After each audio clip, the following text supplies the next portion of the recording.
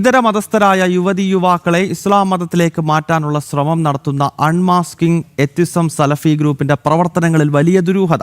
Social media കേന്ദ്രീകരിച്ച് ആസൂത്രിതമായ മതപ്രചരണമാണ് unmasking atheism എന്ന സലഫി ഗ്രൂപ്പ് നടത്തുന്നത്.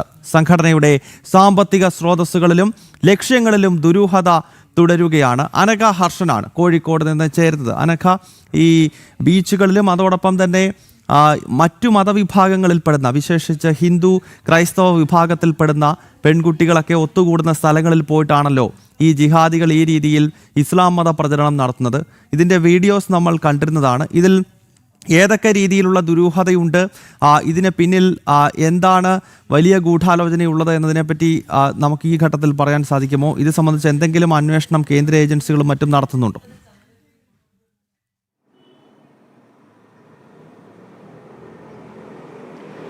ഗൗതം, ഈ അൺമാസ്കിംഗ് എത്തിസം സലഫി ഗ്രൂപ്പ്, ഈ സലഫി ഗ്രൂപ്പിന്റെ സോഷ്യൽ മീഡിയ അക്കൗണ്ടുകളൊക്കെ പരിശോധിക്കുന്ന സമയത്ത് ഇവർക്ക് കൃത്യമായി തന്നെ ഒരു അജണ്ട സെറ്റ് ചെയ്തുകൊണ്ട് ഇവർ മുന്നോട്ട് പോവുകയാണെന്ന് മനസ്സിലാവും. ഇതിന്റെ ഭാഗമായി ഇവരൊരു ഇത്തരത്തിലൊരു സംവാദം സംഘടിപ്പിക്കുന്നുണ്ട്. ഇസ്ലാം മതവുമായൊക്കെ ബന്ധപ്പെട്ട് ഒരു സംവാദം സംഘടിപ്പിക്കുന്നുണ്ട്. ഈ സംവാദം ഓൺലൈനാണ് നടത്തുന്നത്. ഇത് പക്ഷേ സംഘടിപ്പിക്കുന്നത് UAE-യിൽ വെച്ചാണ് എന്നുള്ളതാണ്. ഇവിടെയാണ് ഈ സംഘടനയുടെ ഒരു സോഴ്സിനെ കുറിച്ചും ഈ പ്രവർത്തനങ്ങൾക്ക് ഇത്തരം ഇതിന് വിദേശ ബന്ധങ്ങളുണ്ട് എന്നതടക്കമുള്ള കാര്യങ്ങളിലേക്ക് ഒരു സംശയം നിലനിൽക്കുന്നത്. എങ്ങനെയാണ് ഇവിടെയുള്ള ഈ അൺമാസ്കിംഗ് എന്ന് പറയുന്ന ഒരു ചെറിയ സംഘടനയ്ക്ക് ഇത്തരത്തിൽ വിദേശ രാജ്യത്ത് ഇങ്ങനെ ഈ രീതിയിലൊരു ഇത്തരത്തിലൊരു സംവാദമൊക്കെ സംഘടിപ്പിക്കാൻ, ഓൺലൈനായി ഒരു സംവാദം സംഘടിപ്പിക്കാൻ കഴിയുക എന്നതാണ് വലിയ ചോദ്യം ഉയരുന്നത്. അവിടെയാണ് ഹിന്ദു ഐക്യവേദി അടക്കം ചോദ്യങ്ങൾ ഉയർത്തുന്നത്. ആരാണ് ഇവർക്ക് ഇത്തരത്തിൽ ഫണ്ടിങ് നടത്തുന്നത് എന്നുള്ളത്. വലിയ സംവാദ പരിപാടികൾ, ചർച്ചകളൊക്കെ ആയിട്ട് ഇവർ സമൂഹത്തിൻ്റെ ഇടയിലേക്ക്,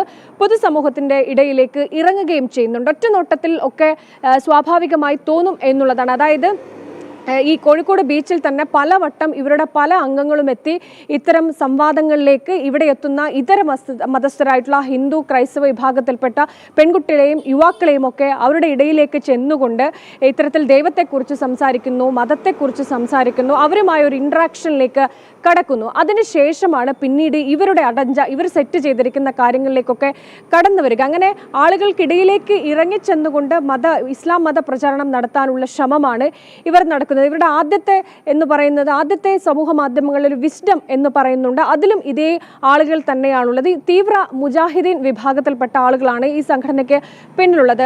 എക്സ്ട്രീമായിട്ട് ഇസ്ലാം മതത്തെക്കുറിച്ച് പറയുന്ന, അങ്ങനെ എക്സ്ട്രീം വേർഷൻ ആയിട്ടുള്ള ആളുകളാണ് ഈ മുജാഹിദീൻ വിഭാഗത്തിൽപ്പെട്ട ആളുകൾ. ഇവരാണ് ഇത്തരത്തിലുള്ള ഇസ്ലാം മത പ്രചാരണത്തിന് വേണ്ടി കേരളം പോലുള്ള ഒരു സമൂഹത്തിലേക്ക് ഇറങ്ങുന്നത്. കോഴിക്കോട് ബീച്ച് പോലൊരു സ്ഥലത്ത് ഇവർ ഇത്തരത്തിൽ ഇറങ്ങിക്കൊണ്ട് ഈ ബീച്ച് പോലുള്ള സ്ഥലങ്ങളിൽ എത്തുന്ന ആളുകൾ ഏറ്റവും സന്തോഷത്തോടെ ഇരിക്കാൻ ആഗ്രഹിക്കുന്ന ഒരു സ്ഥലമാണ്. അവിടെയാണ് നിരന്തരം പല ഘട്ടങ്ങളിൽ പല ആളുകളായി ഇവരെത്തിക്കൊണ്ട് ഇത്തരത്തിൽ ഇസ്ലാമിക പ്രചരണം നടത്താനും ആളുകളെ മതം മാറ്റാനും ഒക്കെയുള്ള ശ്രമം നടത്തുന്നത് എന്നുള്ളതാണ് ഹിന്ദു ഐക്യവേദി അടക്കം ഉന്നയിക്കുന്ന ഗുരുതരമായിട്ടുള്ള ആരോപണം.